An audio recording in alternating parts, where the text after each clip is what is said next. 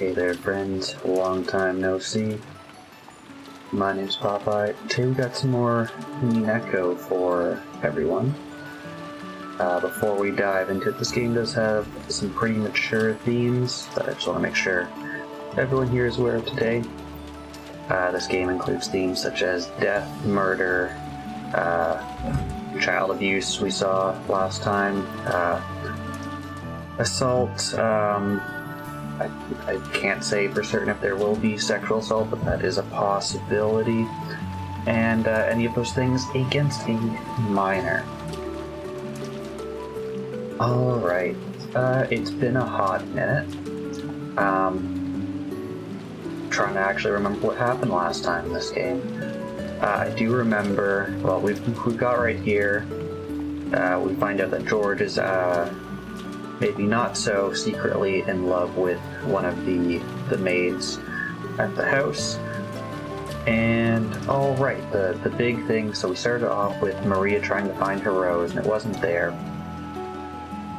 And then we all eventually came inside, had dinner, and then at the very end, Maria pulls out of her little purse a letter that she says someone gave to her in the rose garden.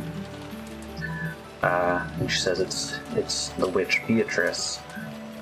And then, seemingly as if the witch is speaking to her, she loses all of her normal speaking mannerisms and speaks like an adult, using a different voice, different language that she probably didn't know.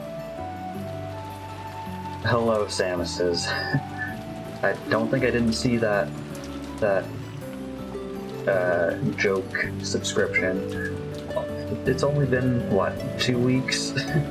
If you think this is retirement, then I don't know what you're gonna say when Beardy and Panic stream again, if like we've unearthed like the tomb of some ancient Egyptian pharaoh at that point. But how are you doing?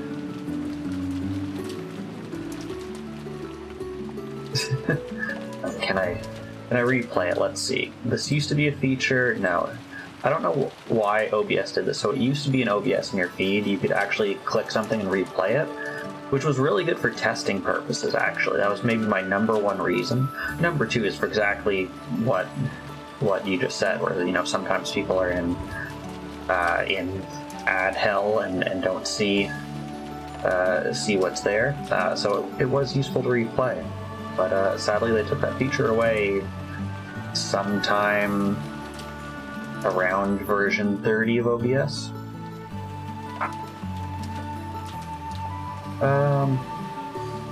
Then what? Oh, the adults started having an argument, saying, oh, you know, someone's trying to fool us, because Beatrice basically says, if you solve my riddle, you get to inherit everything.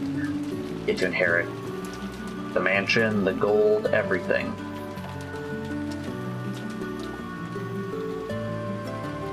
Oh, I'm sorry to hear about your back. I'm doing pretty good. It's been another busy day at work. We had some fires come in. Not like super pressing, but we had one client who wanted some changes to a production push today, and then another client who we do some security patching for them, so that's pretty high priority, so I've got to get that wrapped up by end of week. And there's a bit of confusion there about kind of which pieces we were supporting, but it's all sorted out now.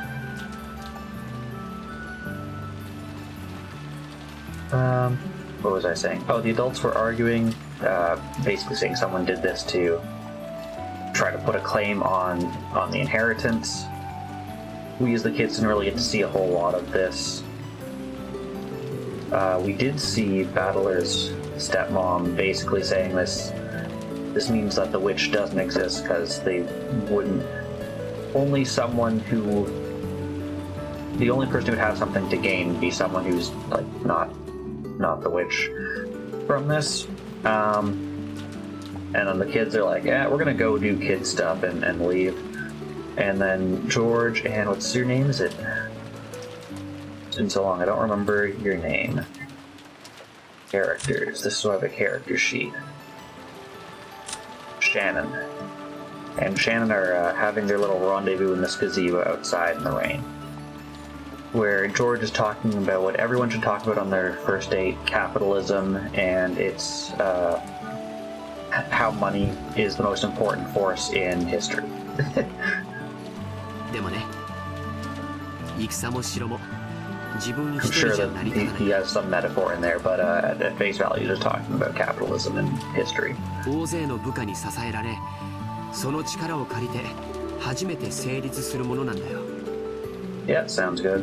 それを理解してから父さんの背中を見ると、自分がいかに未熟で、父さんがどれほどの切磋琢磨をして今日を築き上げてきたかがよくわかるんだ。ジョージ様はお父様のことをとても尊敬されているんですね。羨ましいです。あ、ごめん。別にそういう意味で言ったんじゃないんだよ。すみません。私も別にそういう意味で言ったつもりは。The two of them awkwardly looked at their feet. Shannon had no parents. She'd been brought up in a welfare institute owned by the Kinzo called the Gospel House. With the guidance of the honorary director Kinzo, the Gospel House offered excellent students a chance to live a life of service, just what every student really wants. If they were accepted, they would be able to leave the institute and work as a servant for the Ushiromiya family. This was considered to be the highest honor for a student. Servants from the Gospel Ikuin House all took names with the character in on non in them while they served. So Shannon wasn't her real name. The same goes for Canon. All the students of the Gospel House were orphans, or failing that, people who had been disowned by their parents through some special circumstances. Because of this, the students had been taught to think of each other as their only family. Why it seemed so natural to Canon to call Shannon his sister. They are not blood related. Important information. Shannon and Canon are not blood related. Remember this fact. While only Shannon and Canon were working today in the mansion, there were other servants who worked in the ship rotation, named Manon and Lennon, who also inherited the character in their names. However, there were not many servants who stayed with the Ushiromiya family for long. It was standard for them to quit after 3 years. I always say that Shannon, who had been working for over 10 years, was a very rare exception to the rule. Working as a servant for the Ushiromiya family was a heavy burden to bear, but the pay wasn't bad at all. Working for 3 years would earn more than what was needed to enter mainstream society. That's why, even though the students realized what a harsh task working for the Ushiromiya family was, they still hoped to be accepted. In Shannon's case, maybe the fact that she'd managed to continue for more than 10 years should not be viewed as her having more willpower than any of the other servants. Maybe it was the lack of courage to say that she wanted to quit that forced her to continue working for those 10 years. To Kinzo, who could not even trust his own blood relatives, those excellent servants up in the Gospel House were the only ones he could trust. So that Kinzo would sometimes allow them to wear the family crest as servants under his direct control and have them work close to him.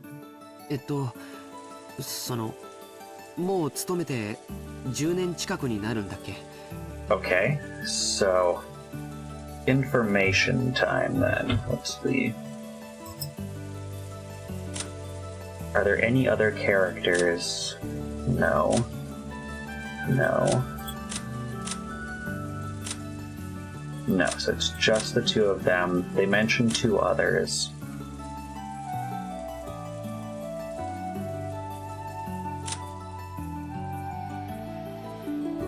Okay.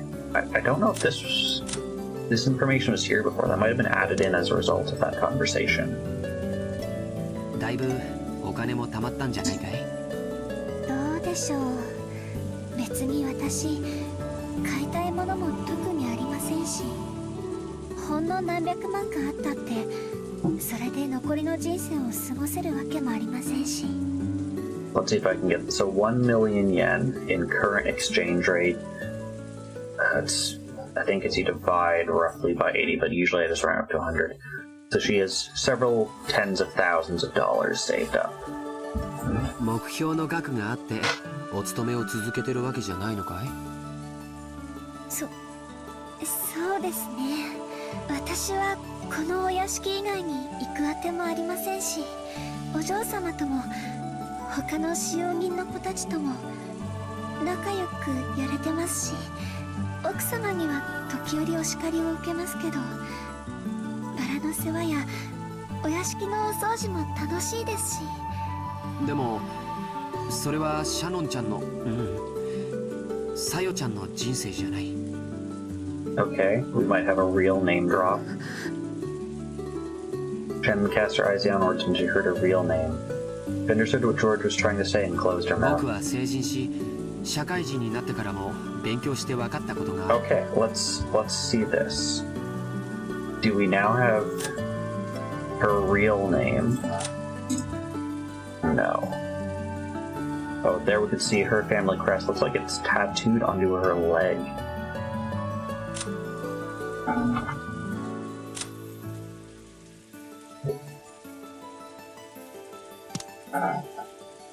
子供の頃僕らが思っていたほど人生は単調で短くないんだ。 That horrifying thought that everyone has in their student years. The rest of my life be a monotonous, boring, sleep-inducing after-school class, where I endlessly, lazily while away the time until finally it ends without anything interesting ever happening. However, these thoughts only arise while a person is still an underage student. Compared to a human's life, the time they spend as a student is nothing more than the blink of an eye, just the period before they break out of their shells and cast off their immaturity. The inside of their shell might be a hot, suffocating and boring world. The world beyond that shell is vast and filled with limitless 君の人 possibilities. 生はまだシャノンという殻の中でしかないんだ。君は自分の人生がこの生活のままずっと続いていくと勘違いしてるんじゃ。それは Shannon couldn't deny those words. She hadn't been able to find any concrete issues with her way of life. And since she hadn't any desire or goal to change herself in any particular way, she continued her life idly. If she were asked whether her life was already fulfilled, she wouldn't have necessarily been able to nod. That may have been a truth she was deliberately averting her eyes from. As long as George didn't realize that truth, he would continue pretending not to notice as her real life slipped away, neglected bit by ジョ bit. ージ様、私はこのままでいてはいけないのでしょうか。いけないよ。あ、それから今ルール違反が一つあったね。 George immediately gave a strict answer and then broke out into a mischievous smile. Shannon already knew what she was being chided for, and it seemed that embarrassed her as she hung her head. 僕たちしかいない時は様はなしの約束だよ。約束では聞けません。ですが、ご命令でしたら聞かないわけにはいきません。私は家具ですから。じゃあ命令だよ。はい、かしこまりました、ジョージさん。 As Shannon hung her head, her face red, she said George's name again, this time using son. それでいいよ、さやちゃん。 A smile rose to George's face, praising Shannon's Sayo's small act of bravery. The way they talked with each other gave off a sense that the relationship had already been ongoing for some time. For a long while, as the weather raging around them didn't even enter their consciousness, the two of them talked about the many memories they built during their relationship that no one else knew about. Every once in a while, a flash of lightning would attempt to dampen the mood, but it could not sully these moments, which seemed to flush even the roses outside a deeper shade of red.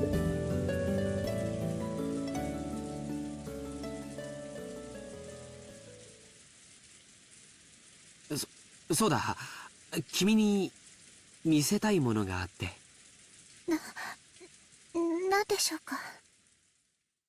George, who had been speaking eloquently, suddenly started to stutter. From his manner, Shannon too understood something. George timidly searched through his pocket for it. Got caught deep in his pocket somehow, and came out somewhat slowly and awkwardly, in the same manner as his speech.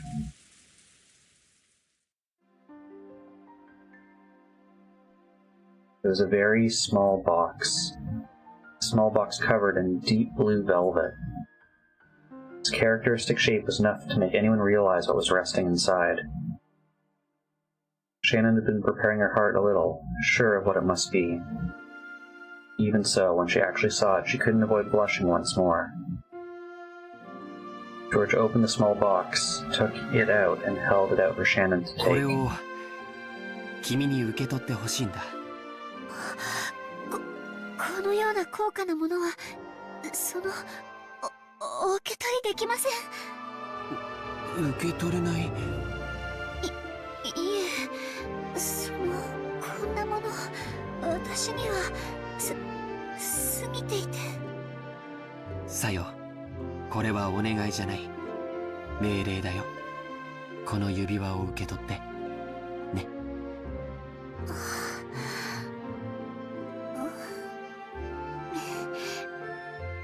命令ではした。うん、そうだね。いい子だよ。Shannon, not wanting to show her bright red face, timidly accepted the ring from George's hand, still staring at the ground. That ring wasn't a simple accessory. It was a noble object which since ancient times was meant to be offered to a special woman with a special meaning. While George could order her to take it, he could not order anything beyond that.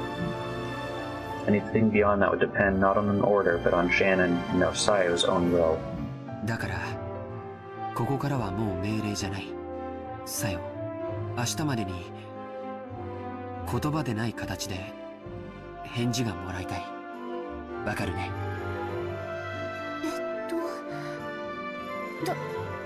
どうすれば。もうこれ以上は命令じゃないから、僕は君に命令はしない。でも、指輪は指にするものだからね。気に入ってくれたなら、好きな指につけてくれればいい。Shannon had only pretended not to know, but already understood what he wanted her to do. She was standing at a huge crossroads of her も life. うこんな時間だね。今夜はこれくらいにしよう。 George faced away from Shannon, seeming slightly uncomfortable. 君に左手につけてほしいと命令することもできるかもしれない。君も命令されればそれに従えるという臆病な甘えがあるかもしれない。でも最後のここだけは君のさよの意志でしてもらいたいんだ。わかるね。はい。だからそれが命令。今夜よく考えて明日その返事を見せてほしい。Shannon nodded back. Today was the culmination of their long relationship. This moment had not come as any surprise to Shannon. そろそろゲストハウスに戻ろうか。これ以上遅いとみんなを心配させちゃうよ。すみません。お屋敷に用を思い出しまして、お屋敷へ行かねばなりません。こんな時間に本当かな。George stared at Shannon's face as he laughed mischievously. He'd seen through that obvious lie of Shannon's. Imagining how she felt, it wasn't as if he couldn't understand her embarrassment and why she might ask to be alone. And so George, having understood Shannon's lie and all that was behind it, allowed her to leave.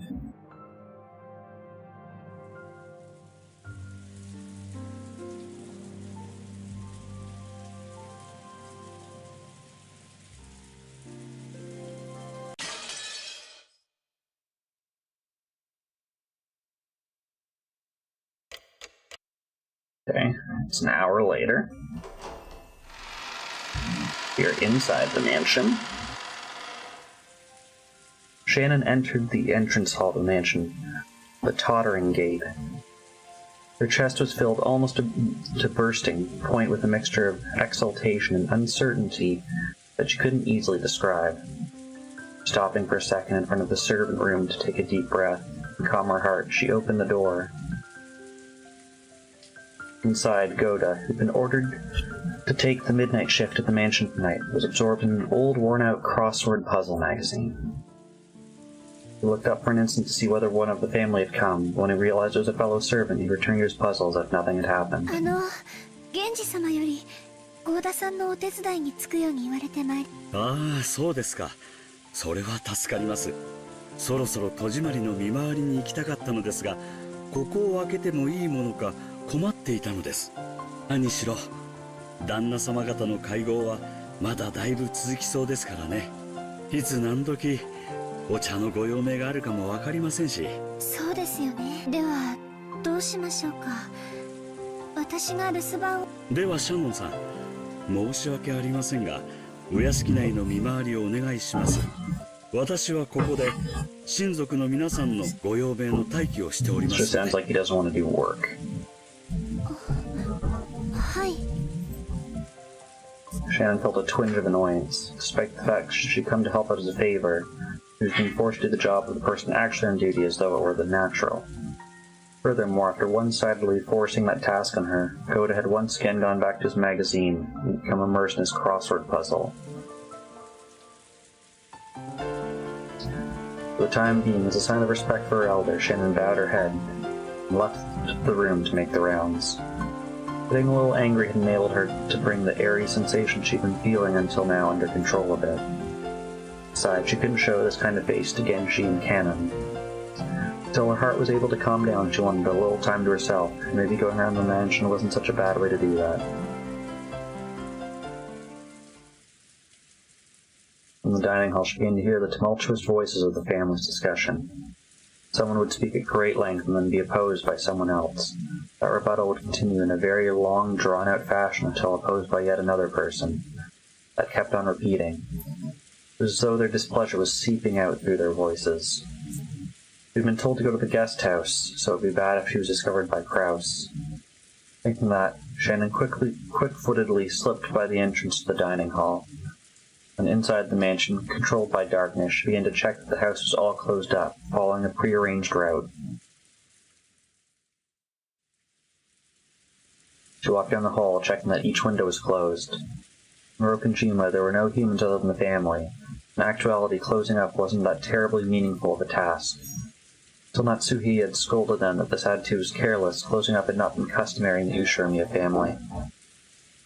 Metal fixtures and the completely chilled windows were freezing, and every time she went to check on them, one by one, it felt like the glow in her heart seemed to cool down.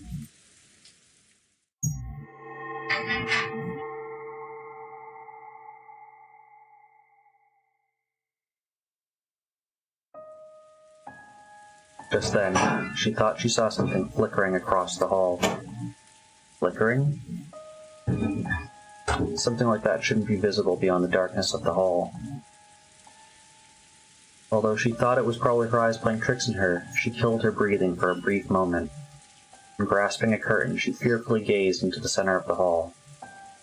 However, other than the occasional crack of thunder brightening the hallway, she was unable to glimpse any flicker again. It must have been her imagination after all. Maybe because she couldn't calm her heart. She saw something that didn't even exist. Shin resumed checking the windows. However, in the back of her mind, a certain unnerving possibility had been resurrected. It was that the witch had been passed down amongst the servants who served the Ushiromiya main family, that ghost story. Which the mansion had different masters of the day and the night. Each the master of the night, Beatrice, would sometimes fly around the mansion in the form of sparkling butterflies.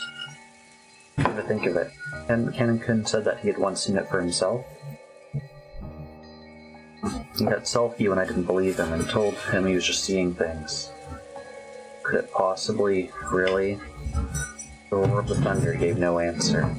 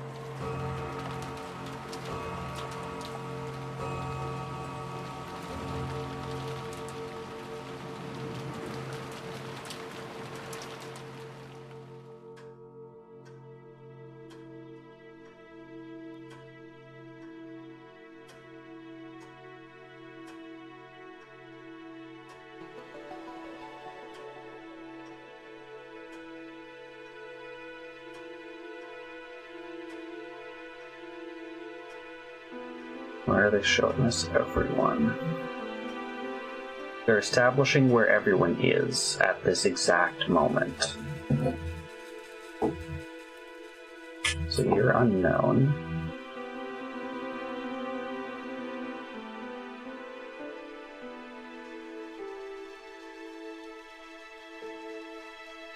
Oh, his second portrait of Beatrice in his office.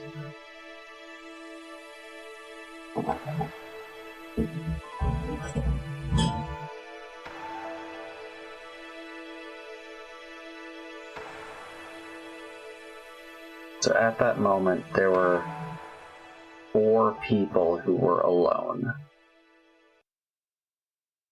Wait, no. Okay, it's now 6 a.m. the next day. I don't like that this is called the sacrifices chosen by the key.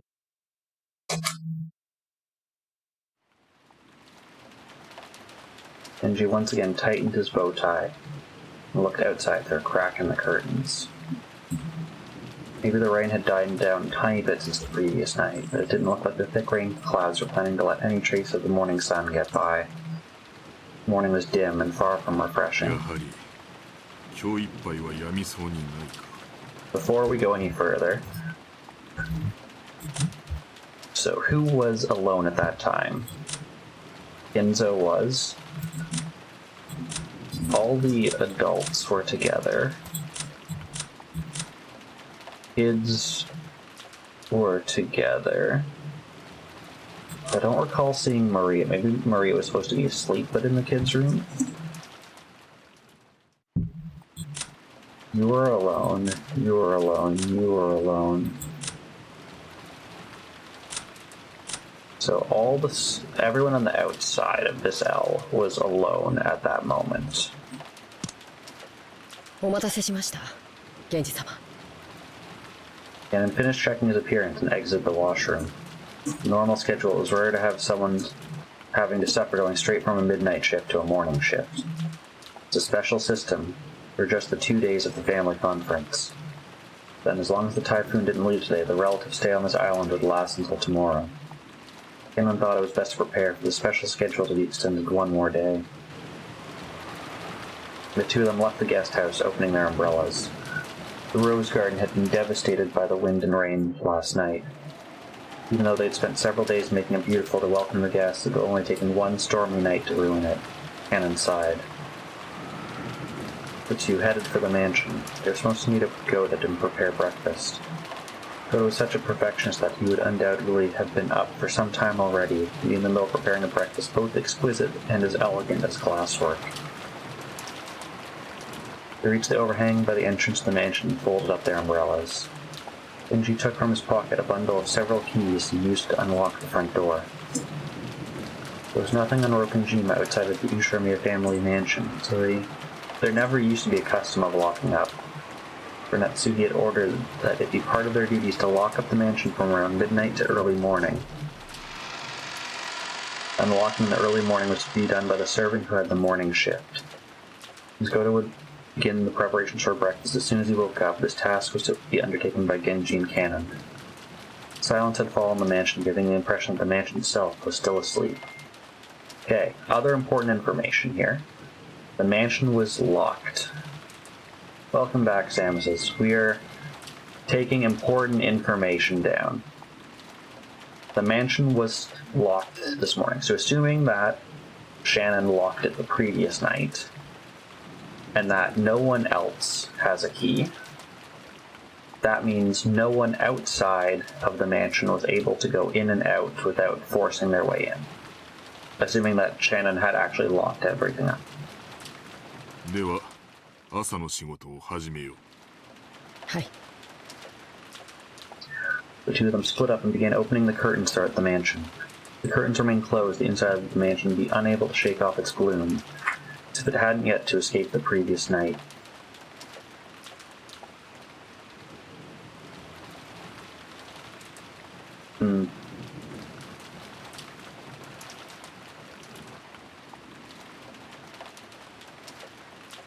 Were you able to reseat all the RAM properly? Cannon, following a well-versed procedure, went around the mansion, opening one window after another without having to retrace his steps once. Even with this horrible weather, by opening the curtains, it began to feel just a little bit like morning. Okay, nice. Hopefully that all works out. While doing that, he passed in front of the kitchen. Even though he hadn't smelled anything yet, his empty stomach started aching in anticipation of the scent of Gota's much bragged about cooking. おはようございます。 Tried to greet Gota, who he had thought would be preparing the meal inside the kitchen, but Gota was nowhere to be seen. The kitchen was darkly lit, and never mind the curtains, the ventilation fan wasn't even spinning. It was still cold in the room without a hint of flame, and of course no preparations for breakfast were taking place. Although it must not be allowed to happen, maybe Gota had overslept. Servants are humans too. They can sometimes fail to wake up or something and be late as a result. A rare case of that happening, it was the virtue of a servant to casually smooth the situation over so as not to cause an unsightly scene.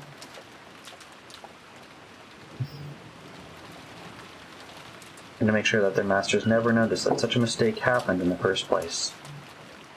Cannon took up the receiver of the phone, put it on the wall, and dialed the extension number for the room where the servant slept. He couldn't hear the characteristic sound of the dial tone. Cannon tried picking up the receiver again, but even so he couldn't hear the usual dial tone. Tried dialing again, but it had no apparent effect.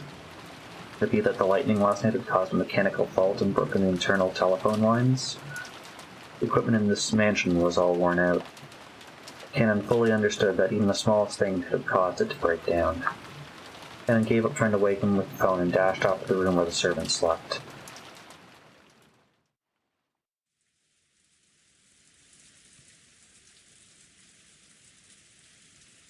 How long had she slept until? How long had it been since she had awoken and started lazily staring at the ceiling? A vague sense of awakening was Natsuki's usual morning experience. Her sleep was always light. She wouldn't have even been able to sleep at all without medicine. Natsuki sleeping was definitely not a happy thing. She looked outside. She saw it was still pouring. She hadn't sensed a tiny amount of light. She had mistakenly thought that it was still last night. She herself was one of the hosts, so she mustn't wake up later than her guests. Urging herself on, she raised up her body, which hadn't completely recovered from yesterday's weariness. While she was inside this room, no one would torment her. Her headache wouldn't get any worse than it already was. This room was her only peaceful space. So when she left it, it meant returning to the world of her husband's siblings, probing each other's minds. And wouldn't it be better to just stay locked up in this room forever? Natsuki smiled bitterly at this fantasy. She was starting to sound like Kinzo.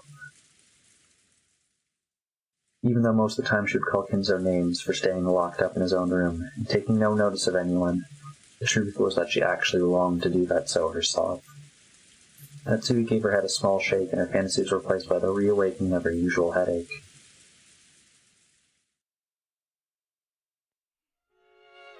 When she reached for the doorknob, trying to leave the room, her hand touched the scorpion charm that she'd hung from it before going to sleep the previous night. It was Maria's charm that Jessica had given Natsuki. If she remembered correctly, Jessica had said something about having the power to repel magic and that she should hang it from her doorknob. Maybe it was thanks to that charm that at least this room had been protected from her husband's siblings' malice. She thought this, her mood began to get a little more cheerful. ジェシカのおかげで少しはゆっくり眠れたということかしら。 Then Natsuki remembered. That's right, I promised last night that I promised Jessica that I would give her a charm of my own in exchange for this one, didn't I? Natsuki opened up a drawer of her dresser and took out an antique accessory case that she treasured ever since she was a child. Inside, there were many small objects that Natsuki were thought valuable at the time. From amidst those, she pulled out a red pouch. Inside was a small, round mirror, about 10 centimeters across. It looked quite old, but the design on the back of the mirror was very ornate, and it felt like something with historical value. At the very least, it looked much more effective when compared to the other charms, which looked like a plastic scorpion key holder. It heard that this mirror was a spiritual mirror to ward off evil spirits, and she'd been given it specifically by her grandmother when her grandfather's mementos had been distributed. It had been believed that since ancient times that strange powers dwell within mirrors. Just likely the way that they reflect light created a belief that they also deflect misfortune and malice in the same way. Natsuhi returned the mirror to its pouch. It would probably be a fitting object to hand over to Jessica. Just as she was placing it in her pocket, the sound of someone knocking on the door suddenly echoed throughout the room. おはようございます、奥様。早朝から申し訳ございません。今行きます。何事ですか? No servant had ever come to her this early in the morning, especially not directly. Maybe something bad had happened. For example, maybe some fatal oversight had been made during the preparation for breakfast and the household would be put to shame in front of the guests or something. So he breathed out slowly as if getting a head start on the troubles he was surely about to be told of. She opened the door. Genji once again said a morning greeting to her while bowing deeply. So he tentatively お responded. はようございます。何かありましたか? 申し訳ございません。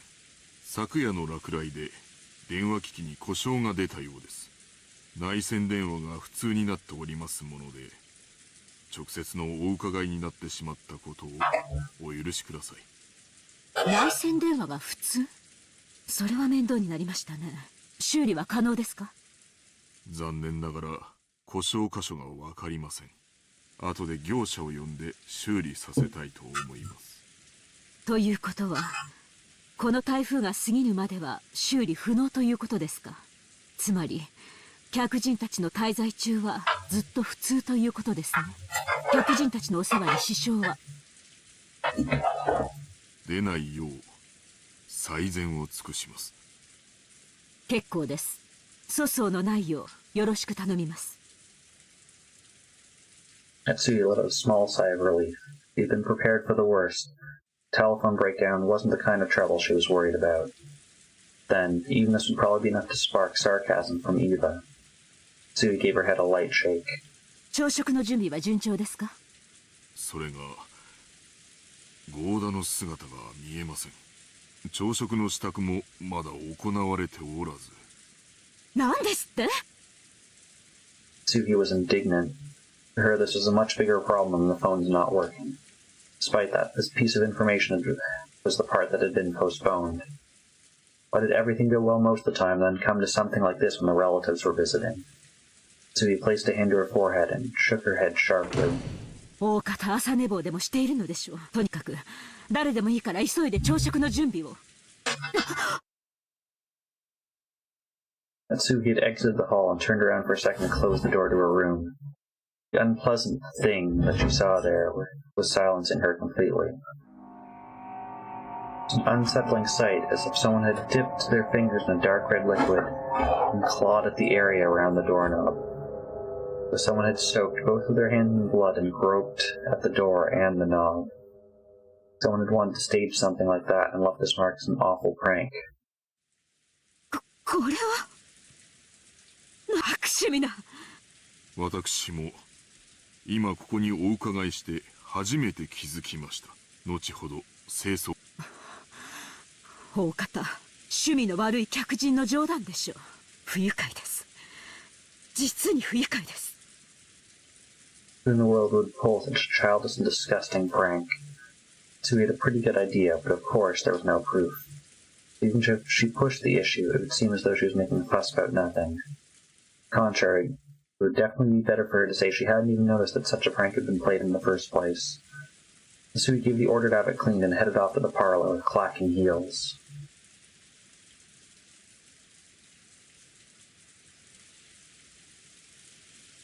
Natsuhi and Genji arrived at the parlor. Eva and Hideyoshi were already there. おはようございます。みな。おはよう、夏日さん。朝食も合田さんが作るっちゅう話やないか。朝から胃袋が大喜びで騒ぎっぱなし。本家の楽しみは食事くらいがせいぜいですものね。エヴァさんも朝からご機嫌がよろしいようで。Natsuhi returned Eva's gaze, which was fiercely competitive even though it was early in the morning, with a weary expression. Then Cannon jogged in. After bowing an apology to the relatives for running inside the mansion, he approached Genji and told him something in a small voice. カノン、ゴーダはまだ見つからないのですか？申し訳ございません、奥様。お屋敷内もゲストハウスも回ったのですが、まだ。一体どこへ行ったというのです？とりあえず今はゴーダより朝食の準備が先決です。至急対応しなさい。はい。Canon glanced at Genji. Looked like he had something else to report, but needed to ask Genji whether he was the right person to say it. Genji nodded and decided to give the report himself. 奥様、ゴーダだけではありません。旦那様の姿もありません。主人が？はい。奥様より先に旦那様に朝食の準備がないことをご報告しようと思い、寝室をお伺いしたのですが、お姿がありませんでした。それから旦那様だけではありません。ルドルフ様ご夫妻とローザ様のお姿もありません。ゲストハウスにも屋敷にもですか？はい。Okay. Let's pull this up. So who's missing? That we know of. So Goda is missing. Rosa is missing. Kraus is missing. And Rudolph is missing. So, I mean, first thing that tells us is 1, 2, 3 of the 4 kids are missing. Which means if you're looking at this from an inheritance point of view, Eva would now be set to gain everything.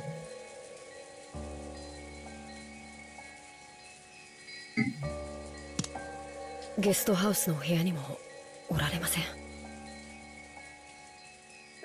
She heard that Goat alone was missing. She had thought that he might have slept in or was loafing around somewhere. She heard that several of the relatives were also missing. She began to start thinking a little more optimistically. Last night's family conference might have continued all night, and in fact still be going on. It would then be imaginable that they'd wanted to cool off their heads after being in that stuffy room, and had gone off on a group walk through the rain. The part about cooling off their heads really seemed like something Kraus would like to say. Probably Goda had been called to go with him to aid with something. Goda was not a man who lost track of time. He had to have understood that if he did not return, the preparations for breakfast would be hindered. So perhaps, as much as he'd like to leave, the atmosphere would not permit him to, and the conference was continuing in that manner, even until this very moment. Yes, Natsuki thought this to be an extremely persuasive theory. Natsuki remembered the illusion that she felt in the morning of being sucked into a continuation of the previous night. On learning that the feeling wasn't just an illusion, she once again let out a deep, weary breath. The banquet of the filthy vultures circling around Kinza's property was still continuing. 大方、庭園のどこか、あるいは海岸の方で相も変わらず遺産の話を繰り返しているのでしょう。とにかくゴーダを呼び戻さなくてはいつまでも朝食の準備が整いません。ってことは何や、兄さんたちの話し合いはまだ続いとるんか。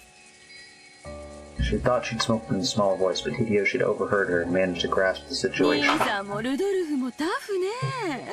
ローザの場合は若さかしら。私たち夕べの24時過ぎにはもう眠くてベッドに戻らせてもらったんだけど、確かにあの時点でもまだ兄さんたちは熱浪を交わしてたわ。男って熱くなると嫌ね。Sue snorted, her face still blank. カノン、表を探してらっしゃい。ゴーダを見つけたらすぐに戻って朝食の準備をするよう伝えなさい。かしこまりました。夏日姉さん、表とは限らないわよ。お父様の書斎ってことはないかしら。なるほど、考えられん話やないで。どういう話の流れかはわからんが、お父さんの書斎に場所を移してお父さんにも混じってもらって議論を続けてるっちゅう可能性は十分あるやろ。そのような汚らわしい話題を好んでお父様が書斎へ招き入れることなど考えられ。あらそう。じゃあ仕方ないわね。源氏さんとカノン君は申し訳ないけど外を探してきてちょうだい。確かに兄さんなら頭を冷やすために外を散歩しようなんて言い出しても不思議はないわ。たとえこんな天気でもね。私はお父様の書斎に行ってくるわ。ひょっとするとそこにいるかもしれないしね。客人であるエヴァさんにそこまでのご足労はおかけできません。私が行ってきます。朝のご挨拶も兼ねて。あら、じゃあお願いするわね。でも朝の挨拶を交わしてくれるかは疑わしいわね。夏日姉さんってお父様とは仲よろしかったかしら？仲が良いかは分かりかねますが、後宮家の跡継ぎの妻を許されるだけの信頼を得ていると確信しています。ならきっと返事くらいはしてくれるわね。お父様とは朝食くらいご一緒したいの。ぜひ降りてきてくださるよう説得してくれないかしら？私たちはすっかり嫌われちゃってるみたいだけど、そこまで信頼を得ている夏日姉さんの言うことなら聞いてくれそうですもの。そこまで短歌を切ってお父様を説得できず一人で降りてきちゃったりしたら、信頼を得ているなんて二度と言えないかもね。自信はありませんが、努力。 Natsuki responded discouraged. However, knowing Kinzo's temperament, she had absolutely no confidence in her ability to bring him out. Eva herself was treating it like a joke, expecting that it couldn't be done. But even so, Natsuki would lose face if she gave up, said it was impossible for her, and let Eva go instead. Eva's mean-spirited and unreasonable demand caused Natsuki's tightly clenched fist to shake. When Genji realized this, he softly spoke to her over her shoulder. 奥様、よろしければこれをお持ちください。それは Genji handed Natsuki a sparkling gold key of ornate design, key to Kinzo's study. The study would always lock itself and couldn't be unlocked as long as Kinzo forbade entrance. However, since Genji was especially trusted by Kinzo, he was allowed to carry a key to that でも door. この鍵を使ったら親方様は深くお休みになられている時、それに親方様にお部屋を出ていただくよう説得するにはぜひお使いください。源氏。 Until now, Natsuki thought of Genji as a cold servant who worked directly under Kinzo and would never work for her. It looked like she would have to alter her understanding of him. She wanted to communicate her feelings of thanks, but by then Genji had already turned his back on her and walked down the corridor with Cannon. As Natsuki watched them go, the words that reached her from behind were sneering. じゃあお父様を必ず連れてきてね。息子のかわいい嫁の言うことですもの。きっと聞いてくれるわよ。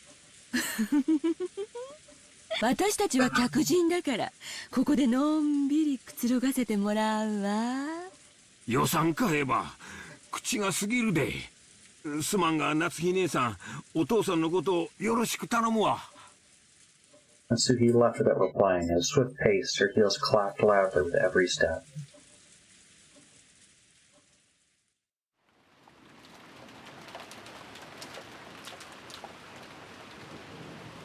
After all that excitement the previous night, there's no way anyone was going to wake up soon. George, Aniki, Jessica, and I were all snoring loudly on the bed in the cousin's room. But Maria, who didn't join in, who had gone straight to bed the previous night, suddenly and completely opened her eyes. As she rubbed her sleepy eyes and looked around, the loud snoring coming from the three cousins continued. For a while, Maria had to think about what had happened. After that, she realized that her mother was not with her and quickly got lonely. Maria left the cousin's room, trying to head to the room that had been arranged for her and her mother. Paying no heed to the three who were sleeping soundly, she made a loud slamming sound on the way out. In response, Battler mumbled and rolled over in his sleep, but it wasn't enough to wake him up. After a while, Maria returned, once again opening the door with a lively bang. She had left the room, her face had been sleepy, but after returning, she now looked discontent. After that, she climbed up onto Battler's bed, which happened to be the closest, and started yelling and jumping on it like it was a trampoline.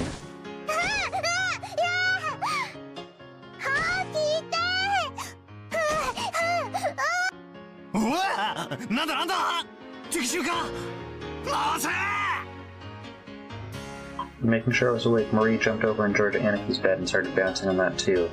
In that manner, the three of us were all greeted with an extremely pleasant awakening. ありがとう、マリアちゃん。起こしてくれたんだね。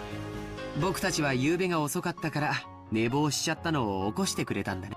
でも、もう少しだけ起こし方を優しくしてくれると完璧だったかな。ジョージ兄さんは本当に大人だよ。尊敬するぜ。もうすぐ7時なんだな。ま、確かにもう起きてもいい頃だぜ。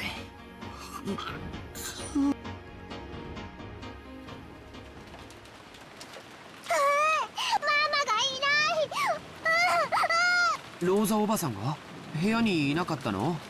もう起きてお屋敷の方に行っちゃったのかな。いない。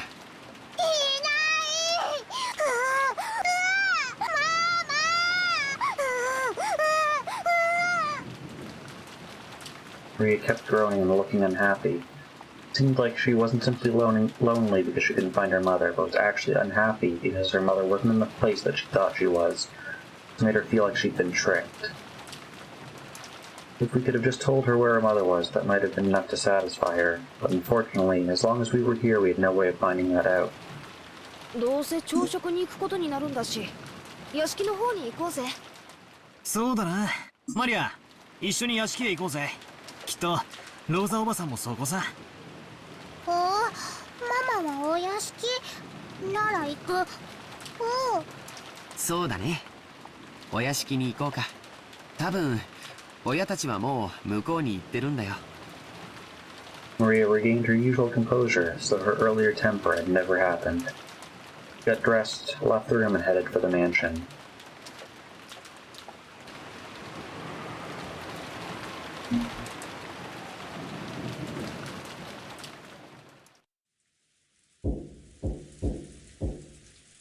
The door to the study was once again knocked upon, but there was no answer. He was still sleeping. She couldn't wake him. She returned downstairs saying something like that Eva would be very amused and triumphant. Aside from the whole Eva issue, there was also the problem that yesterday, during this once-a-year family conference, he had stayed locked up all day and had still not come out to greet the guests. Even though he was the head, no, especially because he was the head, he couldn't fail to make an appearance. Did she convince him? So he read to herself and then used the key she had borrowed from Genji, opened the door.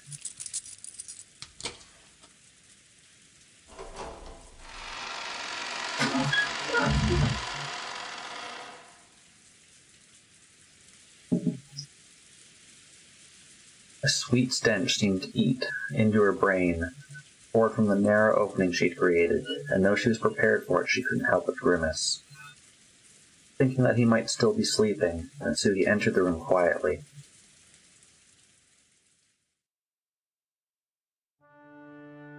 When she did, Kinzo, already awake, was looking down out of the window. お目覚めでしたか。おはようございます。どうやって入ったのか。Kinzo spoke with his back still facing her. His voice was not harsh but calm, and Natsuki was slightly reassured. However, he was at least in a bad enough mood that he had ignored the sound of all that knocking even though he'd been awake.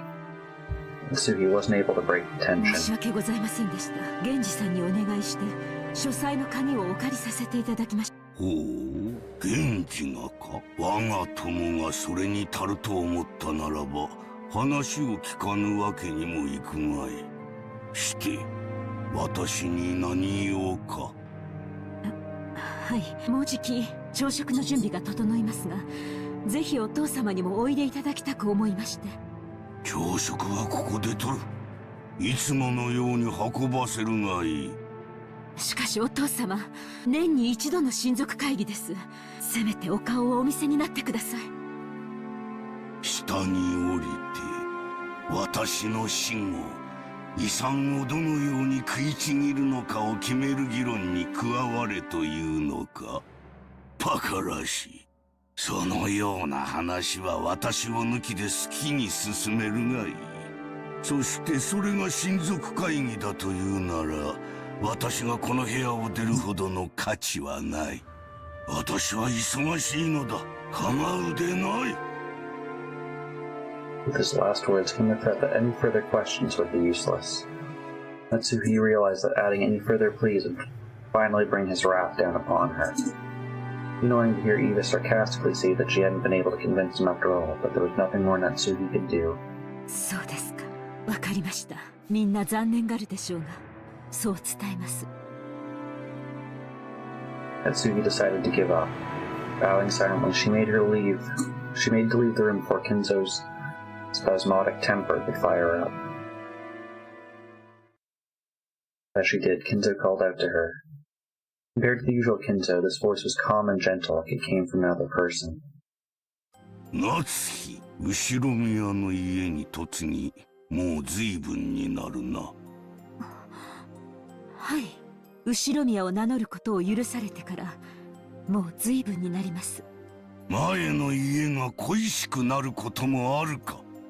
いいえ、嫁ぐとは成果を捨てることです。私は後宮夏日、帰る家も懐かしむ家も全てはこの後宮の家のみです。It was definitely not an exaggeration. Such was the role of Natsuhi's resolve in calling herself an Ushiromiya. That was why she was so sorrowful that despite all her effort, it had been fruitless that she could not even be accepted by her husband.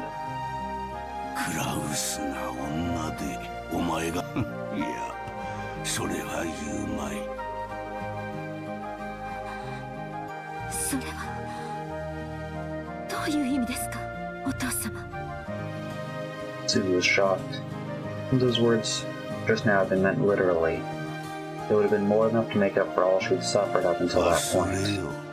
年寄りのざれ言だ。Kinzo once again faced away from her. That he had told her to forget it, but Natsuhi couldn't help feeling a warmth in her お heart. 父様、この夏日は血はつながらずともお父様の娘です。後宮家の名誉も栄光も、そしてお父様が残されたものもすべてこの夏日が必ずや守ってみせますから。お前に片翼のわしをまとう資格はない。しかしお前の心には確かに片翼のわしが刻まれている。ならばお前は間違いなく我が血族で後宮家の栄光を引き継ぐものだ。お前の衣服にわしがないことを嘲笑う者もいよう。しかしそれに耳を貸すことはない。心にわしを持つ者だけが真の私の血族なのだ。お前を後宮家に迎えられたことを今は光栄に思っている。Without saying anything more, Kinzo remained with his back to Natsuhi. However, Natsuhi couldn't help but feel something warm well up inside her that she hadn't felt since long ago when she was just a child. Natsuhi bowed silently to his back and left the room.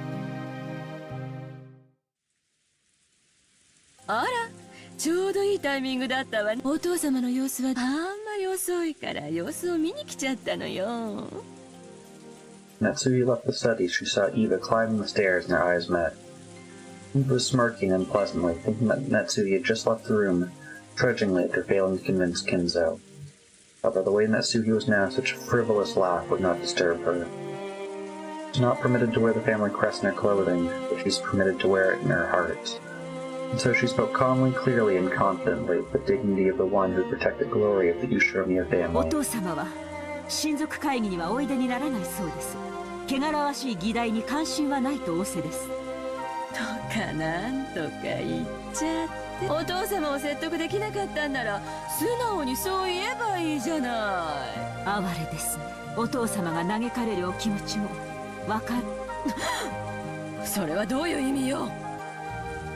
Natsuhi did not answer. Just as Kinzo had done earlier, she showed Eva her back as she headed down the stairs. Struggling to gather what had happened, Eva could only determine that she had been made fun of, and something had happened to quickly bolster Natsuhi's confidence. Even so, she didn't have the courage to risk Kinzo's wrath. Unable to even knock on the door, she could only scratch the air in front of it, clucking her tongue, and fall after Natsuhi. それで兄さんたちはいたの？お父様に聞いたの？聞きそびれましたが、書斎の中にはいませんでした。お父様が夫たちの下船な話のために入室を許すこともありえませんから、下に降りて使用人たちが探してくれるのを待ちましょう。朝食は遅れますが、お茶でもいかがです？エヴァ。別に結構よ。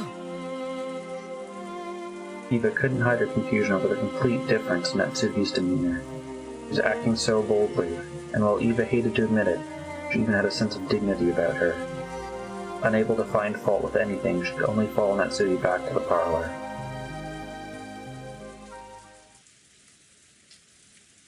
When the two of them returned to the parlor, not only Hideyoshi but the 4 children and Nanjo as well had gathered there. Genji, who had been talking with Hideyoshi, reported the current situation when he noticed that Natsuki had 主人 returned. たちはまだ見つからないのですか？はい、申し訳ございません。あと熊沢が朝食の準備に入りました。もう少し時間をいただきたいとのことです。Clock read a little past 8 a.m. 8 o'clock was the time that breakfast was supposed to have started. The mere fact that the host had gone over that time limit was a disgrace under normal circumstances. カノンが表を探しています。それからシャノンの姿も見えません。シャノンまで？まったく。主人は何を従えて散歩に出かけたのですか？ How many people couldn't be found? The number of people hadn't grown so large, it was starting to feel truly unpleasant, as though they were the only ones being left out on something interesting. At the very least, it looked like the children, no, Maria especially, felt the same way. She was indignant, her stomach grumbling, as though her mother and the others had left her to go off alone and eat something delicious without her. I can't say I have anything in particular. Usually I just open up and do some compressed air.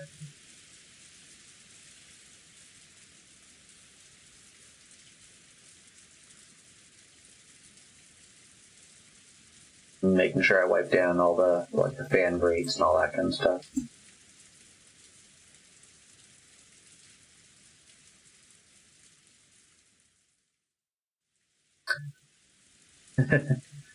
Yeah.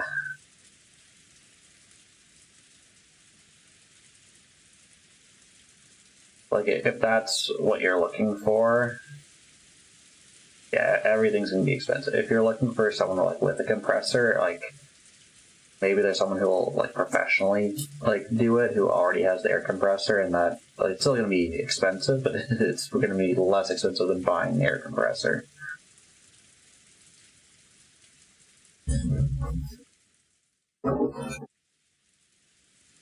Trying to fix her bad mood, the other children were flipping through the channels on the television, trying to find a program that might interest Maria. Nando was sitting on the sofa, gazing blissfully at the children while reading a book. No doubt it was a book about chess. Ah, I see.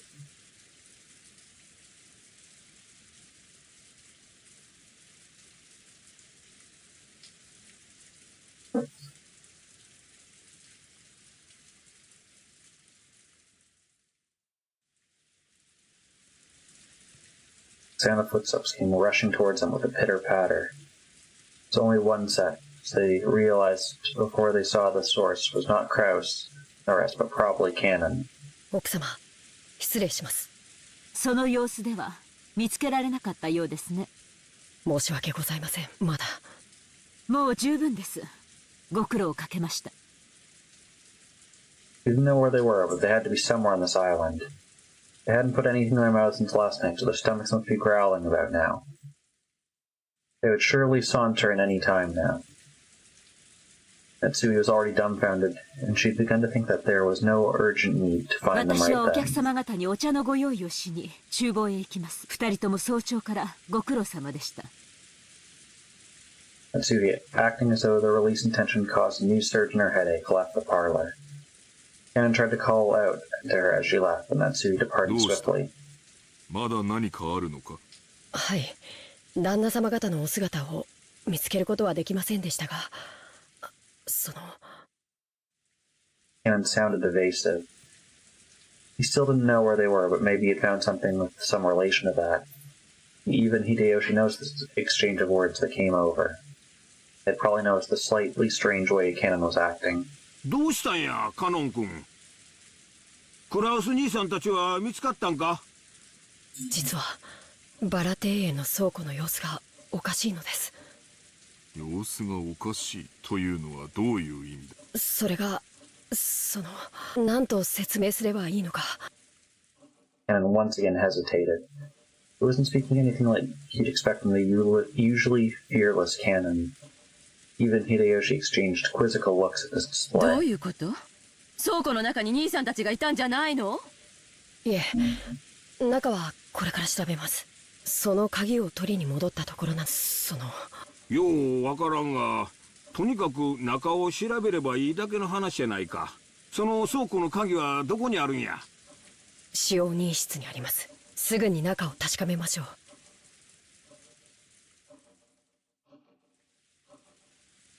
Cannon dashed up to the servant room and returned the key.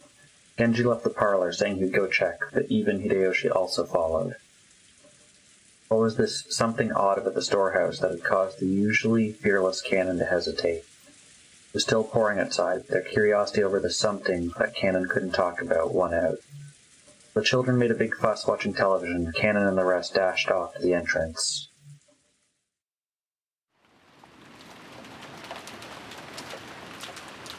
The Rose Garden storehouse was a place that has various tools to manage the garden. Definitely not a pretty building. Because of its appearance, it had been built hidden in the corner of the Rose Garden. Cannon, Genji, Iba, and Hideyoshi came cutting across the Rose Garden holding umbrellas. They entered a small path just off the Rose Garden. It was not used by those simply appreciating the garden, but only by those maintaining it. They dashed further along. The front of the storehouse came into view.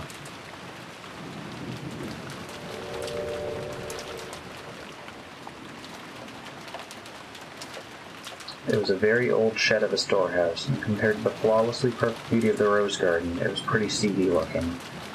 It's easy to understand why it had been built in a hard-to-see place. Even Hideyoshi arrived at the storehouse long before Cannon and Genji. カノン君たちは早いな。わしは心臓が爆発しそうや。こんなところに倉庫なんか建ててたのね。何よそれ。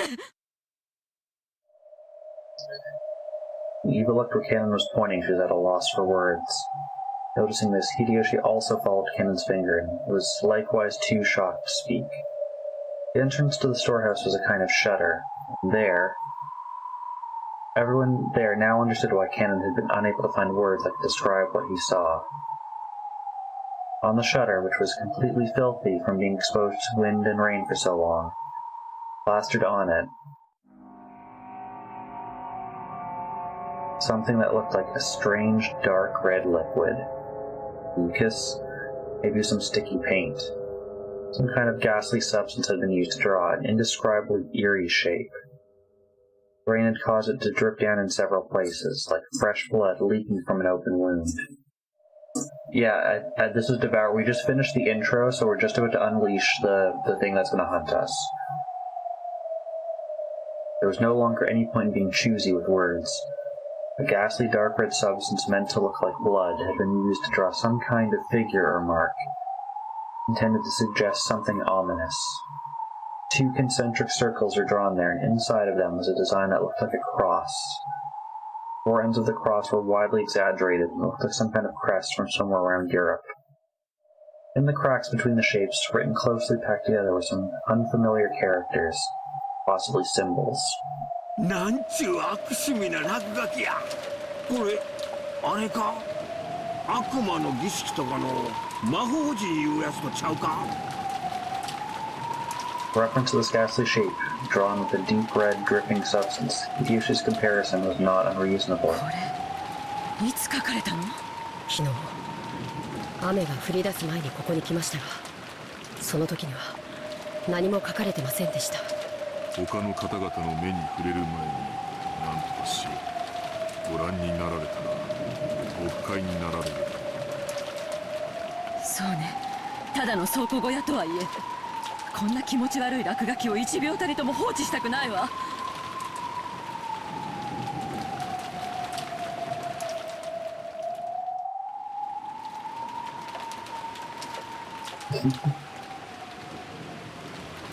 倉庫の中に塗料もあります。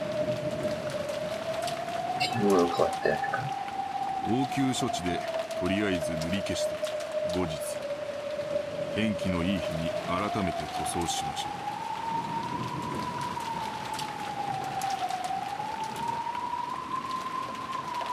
How are you doing?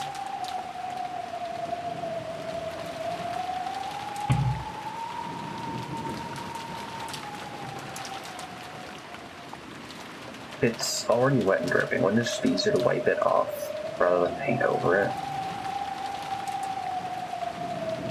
And to remember that he had recently seen another piece of graffiti, and that too, made with a strange dark red substance of the same color as this. That must have been... That's right, he'd seen it on the door to Natsuki's room. カノン君、さっさとこの落書きを消して戻りましょう。たとえ倉庫とはいえ、実家の落書きは本当に腹立たしいわ。はい、すぐに済ませますので。And squatted in front of the shutter and unlocked it. He lifted it up with all of his strength. Boisterous noise resounded, and the eerie shape drawn on the shutter began to get sucked into the top of the shutter as the top was raised. At least for the time being, that ominous thing disappeared from the direct gaze, and they all breathed a sigh of relief.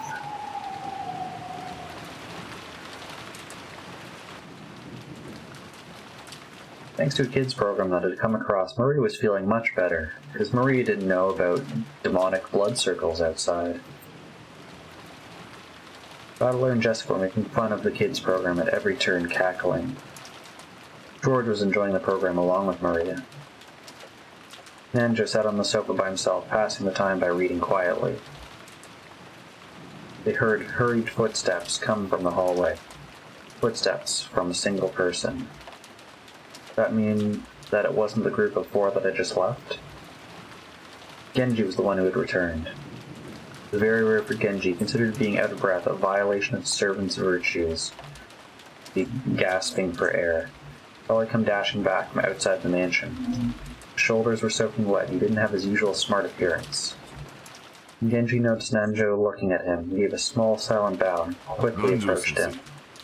申し訳ございません。至急お越しください。何事ですかな? Genji whispered something into Nanjo's ear. Nanjo's face changed color. He stood from the sofa, trying not to be noticed by the children, who were all engrossed by the TV. Two of them rapidly left the parlor, muffling their footsteps. Just as they were leaving the parlor, they came across Natsuki, who was pushing a serving cart loaded with the tea set. Genji whispered something to Natsuki's ear, and Natsuki's face too changed color, shocked. Then, leaving the serving cart where it was, the three of them started dashing towards the entrance. George noticed them running down the rose garden through the window. なんだろう、源氏さんと南條先生と、あれは夏日おばさんかな。どうしたんだよ、兄貴。何かあったのかな。ひどい慌てようだったね。Jessica and Maria also realized that something was happening from the fact that Eva, Hideyoshi, and Nanjo were no longer in their seats, because the serving cart had been abandoned at the entrance to the parlor. 何か事故でもあったとか? 行ってみようぜ。俺たちだけのけ者なんて面白くねえしな。I don't know if that's how you should be reacting to someone saying maybe there was like a medical accident. For some reason what Battler said sounded extremely indiscreet. But they couldn't deny that they were a little insecure and concerned after seeing the adults run off into the rain, disregarding their appearance. 行ってみようぜ。何があったか気になるぜ。Jessica's insecure words spoke for all of them. おい、マリア。お前も来るか。それとも、テレビを見てるか。おう、マリアはテレビがいい。So we're leaving her alone. I'm sure this will work out great for her. Yeah, take care, Sam says. Have a great sleep. Yes, I am telling you what to do. 僕たちだけで行こう。マリアちゃん、テレビを見て待ってるんだよ。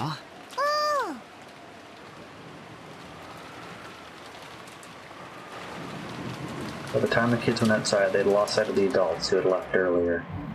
It looked like Jessica had a pretty good idea of where they were going had gone from the direction they'd been running. Following Jessica, they ran through the rain-soaked rose garden. It felt like the wind suddenly got stronger. The malicious sound of thunder began to ring out like it had the previous night. It felt like something eerie had surrounded the island and was trying to stop them from moving forward. Jessica, この先には何があるんだ? 確か園芸道具なんかの倉庫があったはずだぜ。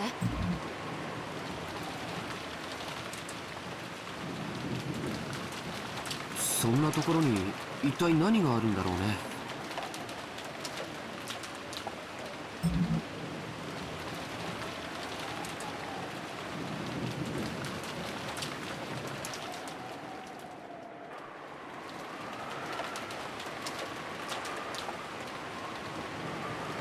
Just as Jessica had said, a storehouse came into view in front of them. They could see the adults were there. The shutter to the storehouse was open, and several of the adults looked as though they were searching for something. For some reason, only Natsuki was outside the storehouse, not even holding an umbrella. She was facing away from them, and she looked like she was hanging her head. The ones who just left, Genji, Nanjo, and Natsuki. The ones who had left before them, Kanon, Eva, and Hideyoshi, made this a large gathering of people. There was absolutely no bustle of activity.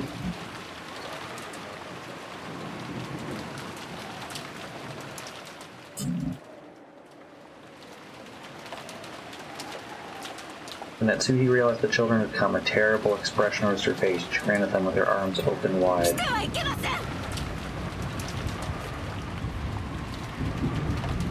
Yeah, that's gonna make them not come over.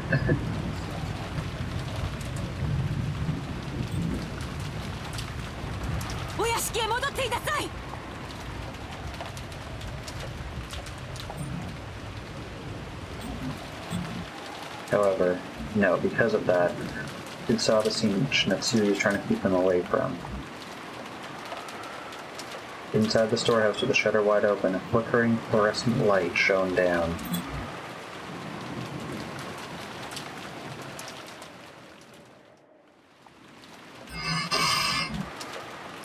I'm not quite sure what's going to be here, but I'm going to put a warning that there might be some triggering stuff happening in a few seconds. Over there.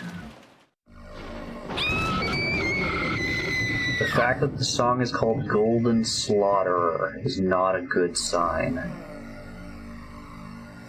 Jessica's piercing shriek ran out. That was just because Jessica's scream was the loudest. Same thing spilled out of Battler and George's mouths as well. Eva, just like Natsuki, spread her arms and with a terrible expression roared at the kids.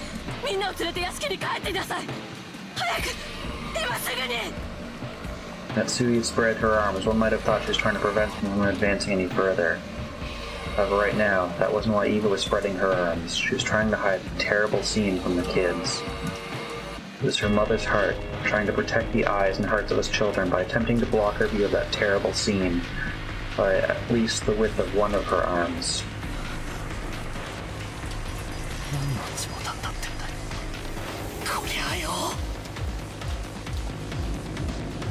I had seen this kind of cheap scene all too often.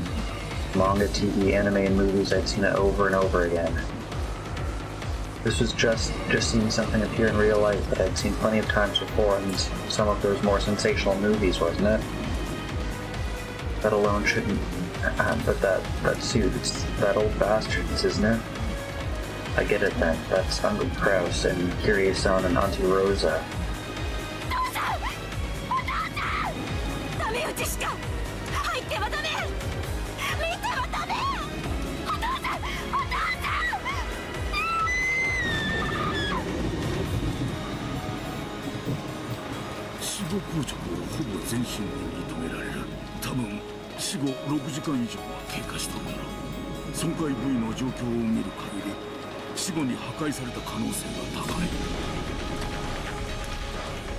Okay, so they've been dead for at least 6 hours. It's now after 8, so at least since 2. We know that even the others went to bed at midnight. So between just after midnight and about 2 a.m. And we have mutilation of their bodies post-death. いや、めったなことは言え。私は町医者だ。検視は専門外だ。ちゅうことは何や。殺しただけじゃ飽き足らず、さらにこんな無体なことをしたん言うんか。悪魔の所業や。Not Natsui caught Jessica in her arms, not Eva caught George Anarchy. So I was the only one who could approach the entrance to the storehouse.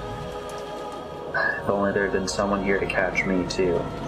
I wouldn't have needed to see this horrible evil scene burned into my eyes. No, that's not it. I'm standing here not because the people who would catch me aren't here, because the people who would catch me are right there. Just as Jessica had said, it did look like the storehouse used to keep gardening tools. A lawnmower and its replacement blades, a brass sickle and a hammer, a saw and some construction tools, piled up potted plants and bags of fertilizer. And treated just the same, the corpses of several people had been laid to rest there. No, had been thrown in there. I could tell them by their clothes. That old bastard, Kiryu-san, Uncle Kraus and Auntie Rosa. Further back, Koda-san, and there's still more of them? How many people died? Fucking hell, I can't even count them on one hand, god fucking damn it. I didn't know whether it had been one of those gardening tools. If used for something other than their intended purpose, could definitely be wielded with a naked brutality. Whether some horrible tool had been brought in here specifically for this. Whatever the case, the bodies lying about here, each of them had been given an atrocious makeover. This isn't a damn makeover, it's more like their faces have been plowed. Their faces were smashed, forced into an expression that a normal person couldn't make even after death. I couldn't tell where the eyes or the nose were. I could find them out because it was gaping wide, the ridges of the teeth exposed. But the front teeth were missing, and even the cheek that should have been covered was all torn up and exposed. Stylish makeup that he'd spent way too much time fussing over for a guy is no help at all.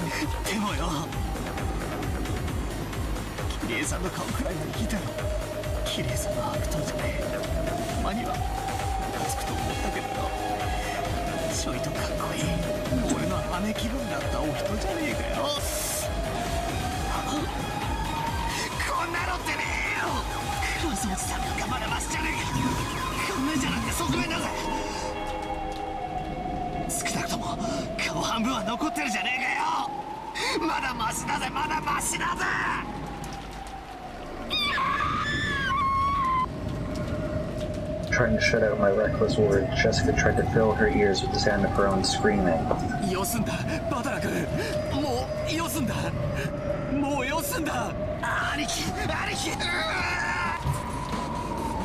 Disregarding age and appearance, I fell to my knees, clinging to Anaki's waist and sobbing, as if I was crying on behalf of everyone there, representing the feelings of everyone there. I screamed over and over.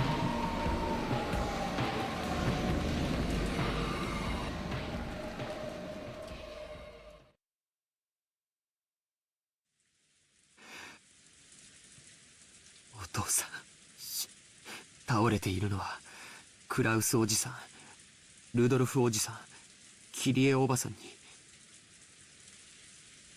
ローザおばさん、ゴーダさんで5人。いや、6人や。ここにもう。Body that Hideyoshi was looking down on now was hidden in the shadow of a mountain of random objects. A blind spot to George, who stood by the entrance. So George couldn't tell whose body it was. Therefore, George cursed himself. He cursed that part of himself that imagines the worst and is always right. じゃあ、お父さんの足元に倒れているのはシャノンなんだね。ああ、シャノンちゃんや。George was completely silent. He shook slightly, his lower lip trembling. He wanted to run up to his beloved, screaming and crying, but, before rashly running up to her, he mustered all of his strength and asked his father. シャノンもクラウスおじさんたちと同じなのかな。Hideyoshi deeply understood the meaning of those words, so he couldn't give George a quick answer. No, he thought back to George right now. That was the only possible sincere and loving response. George had to ask whether she was the same, then to ask whether her corpse was the same as the others. Since Hideyoshi hadn't denied it, it meant that the body was just as horrible. シャノンを見てもいいかな。いや、あかん。どうして？だってもう二度とシャノンの顔を見られないんだよ。その最後の顔、どうして見たらいけないんだよ。お前が最後にシャノンちゃんに会ったのは昨日か。うん。そうか。そのシャノンちゃんは別れ際にお前にどんな顔を見せたんや。素敵な。After receiving the ring, she was bewildered even though her heart should have been decided. Bashful, and so embarrassed to show him that face that she ran away. That expression was revived in George's mind. そうか。ならシャノンちゃんもその笑顔をお前に残したいと願うはず。Hideyoshi looked down upon Shannon's body lying at his feet. Just like the other bodies, it was in such a horrible state that it would make anyone want to cover their eyes. Half of the face had been smashed off, and no more than half of her expression remained. If that remaining half, soaked red with blood, had been wiped clean, a graceful, smiling face might have peeked out. Only half of it. Without thinking, Hideyoshi slapped his hand over his eyes. How cruel. If only all of it had been crushed. If they were going to crush it, then they might as well have been able to deceive George's heart for a while by saying that it was just someone else wearing Shannon's clothes. Yet they had left half of the face. It caused the body so much humiliation, and also made it clear that this body was none other than Shannon. How inhuman, how monstrous. There at Hideyoshi's feet, trying his best to burn the image of the remaining half of Shannon's expression in his eyes, was Cannon. Cannon was not crying. Tears had risen to his eyes, but he did not let them drip down.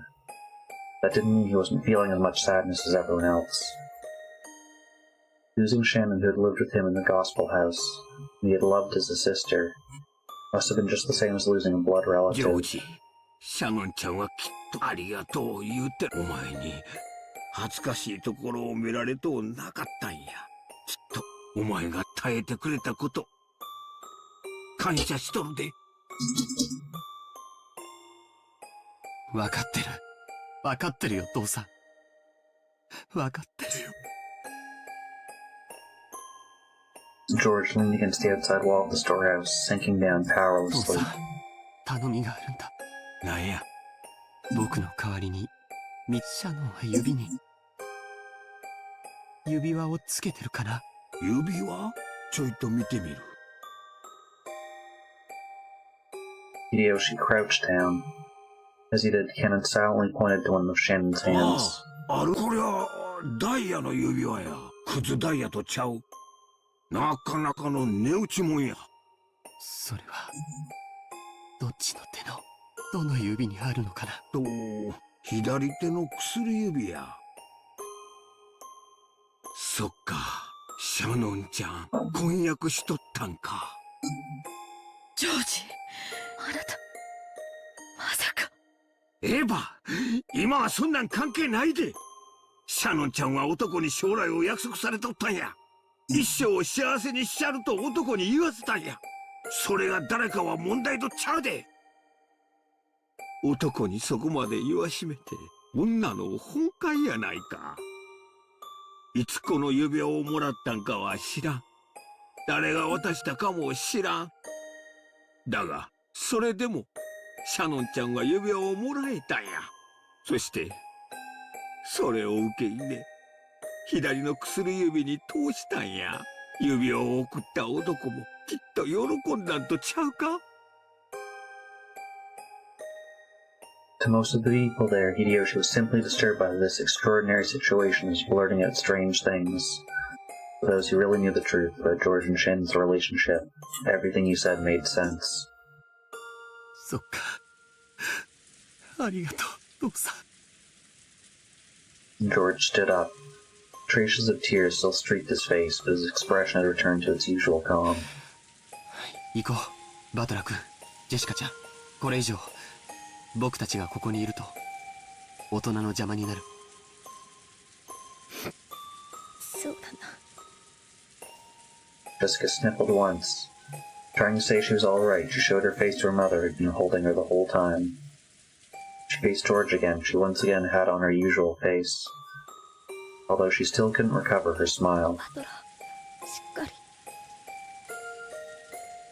Battler kept on crouching in front of his parents' bodies. すまねえな。がっつり泣いたら落ち着いたぜ。親父の野郎。普段はクソクソ言ってるくせに。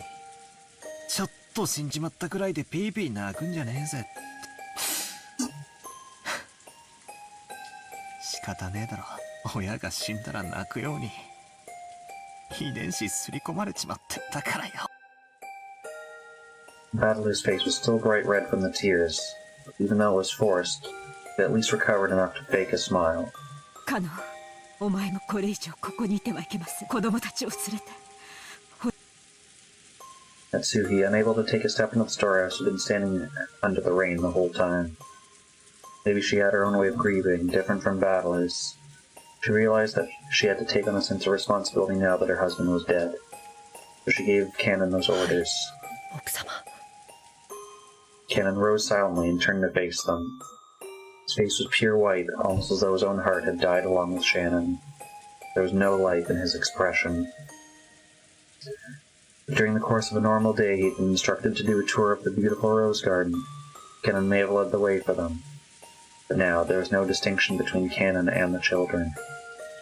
They were now just kids of the same age, with wounds of having lost someone close to them. After seeing the children go back, Natsuki gave the orders to Genji.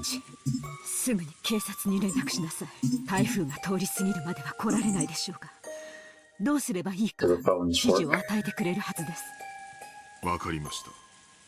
防災用の無線機がありますので、それで連絡します。When she heard that, Natsuki remembered. That's right, the telephones were out today, weren't they? However, since it had been assumed that there could be trouble with phones in this isolated island, a radio had been installed. Anyway, let's contact the police and seek their instructions. Everything else can wait. もうこの場はどうしようもありませんか。残念ながら私には何もできませんな。わかりました。源氏、せめて主人たちの顔を、このような姿を晒すことを当人にとっても。はい。Kenji picked up several towels hanging around inside the storehouse. Eva stopped him in a shrill ちょ voice. っとお待ちなさいよ。ここは犯行現場なんでしょ。なら変に手を加えちゃダメよ。私たちは混乱してて現場に土足で踏み入っちゃったけど、それはきっと警察の捜査の邪魔になったわよ。So he glared at Eva testily. Objectively speaking, Eva was right. Even so, she glared at Eva as though accusing her of refusing to do those tragic corpses, which had been humiliated even after death, the simple kindness of covering their faces. However, Eva had spoken both calmly and correctly. This horrible state was definitely not an accident. It was a crime. Someone had killed them. It was a murder case. In that case, they should be careful not to further disturb the site. They had to aid the police as much as possible so that they might hand over a clue used to find the detestable culprit. エヴァさんに賛成。警察が来るまでここは手つかずにしておくべきです。奥様、いかがなさいますか。そうですね、わかりました。ここを閉ざしなさい。それから念のためここに別の施錠をするように。別の施錠？ええ、ここに来た時シャッターの鍵は閉じていました。ということはシャッターの鍵を使い犯人が施錠したということです。確かに通りや。じゃあここを開けた限り犯人の指紋が残ってるんとちゃうんか。警察に証拠として提出する価値はあるでしょうけど、カノン君が普通に持ってここを開けるのに使用しちゃったわ。多分カノン君の指紋も付着しちゃってるわよ。そしてその鍵はさっき源氏さんに手渡され、源氏さんも素手で受け取ってる。大した証拠にはなりそうにないわね。それは不用心でした。申し訳ございません。源氏さん、この倉庫の鍵は他にもあるんか。いいえ、この一つだけです。ということは犯人はその鍵を使用人室から持ち出し、そして律儀に元の場所に戻したちゅうことになるな。Yoshi's theory sounded plausible, but was actually very strange if you thought about it. Why would they go to all the trouble of returning the key they stole? Now, if you think about it even more deeply, there are some even more bizarre points. Usually when a criminal hides a body, they're trying to delay the point at which it will be found and use that time to escape. The actual place where the six were killed wasn't necessarily here, but they'd been killed somewhere on this island. Normal to think that the reason they had been carried to the storehouse was to hide the bodies until the late discovery of the crime. But the graffiti drawn on the shutter that looked like an eerie magic circle, it eloquently indicated that the corpses were hidden here. It didn't specifically say they were here, but after 6 people had gone missing, and making such an obvious scribble and even returning the key to open it, it seemed almost as though they'd wanted the corpses to be discovered here. とにかく一度は犯人が開け閉めをした施錠だけでは信用できない。犯人の手からもこの場所を保護する意味で施錠を新たにしたいと言っているのです。いい案だと思います。私も。And he fished around inside the storehouse and unsealed a brand new padlock which had been inside a small 鍵は box. どうなさいますか。私が持ちましょう。責任を持って警察に手渡します。And so he took the key to the padlock from Genji's hand, so that they all exited and lowered the shutter. So that the 6 corpses were now once again sealed behind that shutter, the gruesome magic circle. Genji crouched in front of the shutter and fastened the new padlock. In addition to the main lock on the shutter, there was sometimes a place where you could attach your own lock in front of it. This was one of those types. Amidst the roar of thunder and the pouring rain, the storehouse stood there ominously. Its closed shutter was a magic circle drawn in a creepy, blood-like substance swallowing up the bodies of 6 whole people. Natsuhi, putting the new lock on, may not have been entirely to preserve the scene for the police, but rather she might have felt like she wanted to shut that mouth for all eternity, to prevent any more victims from being swallowed by that eerie demon. きましょう、メガン女戦争。ご足労をありがとうございました。現時は急いで警察に連絡を。戻りましたらすぐに連絡します。 The adults left the storehouse. Ghastly magic circle drawn on the shutter, still swallowing the 6 bodies, loomed eerily, occasionally lit up by the lightning.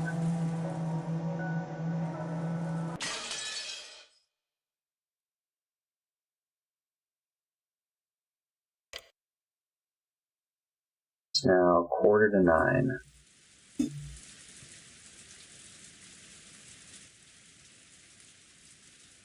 And I think that would be a good place to stop for tonight.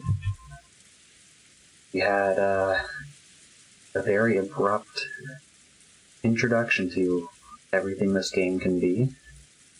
And yeah, we've definitely got lots to think about. We got 6 people dead. We know they were killed sometime between midnight and 2. Probably not killed there, and then dragged there, mutilated after.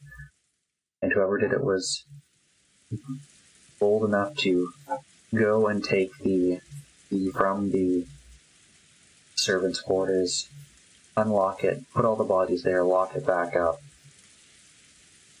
not track blood anywhere else, it seems like. Nowhere that they found, at least. But yeah, take some time and try to think about who the killer is before next stream. Yeah, thanks again for everyone who tuned in, and I will see you all again next time. I'm hoping to be back Friday with some games to demo for you. Until then, take care, stay safe, and I will see you all next time. Bye for now.